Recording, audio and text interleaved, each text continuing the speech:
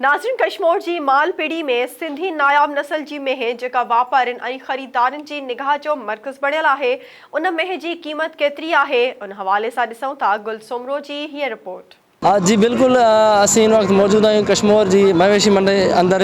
ईद नज़दीक ईंदे ही कश्मीर में सब खां वॾी मवेशी मंडी लगाई वेंदी आहे। इन मवेशी मंडी जी सब खां वॾी ख़ासियत इहा आहे त इन मंडी में ख़रीदारी जे लाइ सिंध, पंजाब, बलूचिस्तान खां माण्हू ख़रीदण लाइ ईंदा आहिनि, जिते आला नस्ल जा जानवर जहिड़ो बकरियूं, गयूं ऐं मयूं आंदियूं वेंदियूं आहिनि। अहिड़ी तरह फ़याज़ अहमद कट्टा असां सां मौजूदु आहे, जंहिंजो तालुक़ सादिकाबाद खां आहे। हिन वटि हिकु नायाब नस्ल जी मेह आहे, जंहिंजी नस्ल सिंध ॿुधाई पई वञे। इन मेह जो नालो माशाल्लाह मेह रखियो आहे, जंहिंजी फ़याज़ अहमद कट्टा जे तरफ़ां 5 लाख रुपया क़ीमत मुक़ररु कई वई आहे ऐं वापारियुनि जे तरफ़ां इन जी लास्ट जेकी आहे अघु जेको रखियो आहे 4.5 लाख रुपया रखियो। पर फ़याज़ अहमद कट्टा जो इहो चवणु आहे त 5 लाख रुपये खां घटि में में कोन ईंदो। वधीक सां फ़याज़ अहमद कट्टा मौजूदु आहे, अचो त हुन सां ॻाल्हि ॿोल था कयूं। 5 लाख इन जो घुरूं था ऐं खुराक इन खे 3 किलो सुबुह वंड पाईंदा आहियूं, 3 किलो शाम, 6 किलो सुबुह शाम जो वंड पाईंदा आहियूं। बाक़ी जेको आहे साओ घाह ऐं 10 किलो जे क़रीब पहिले सुबुह जेको आहे खीर ॾींदी रहिजी वई आहे। इन में जो माशाल्लाह नालो तव्हां कहिड़े हिसाब सां रखियो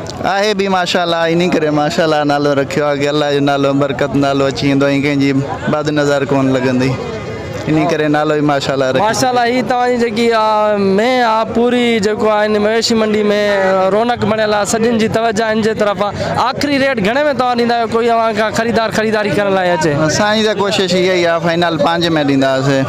मैं माशाल्लाह भली आहे, अहिड़ी में कंहिं मंडी में कंहिं वटि बि न आहे, कैमरो घुमायो कंहिं वटि बि में न आहे अहिड़ी। वापारियुनि तरफ़ां जो आख़िरी रेट घणो लॻायो आहे? ये 4 जे क़रीब 4 जी घुरनि था।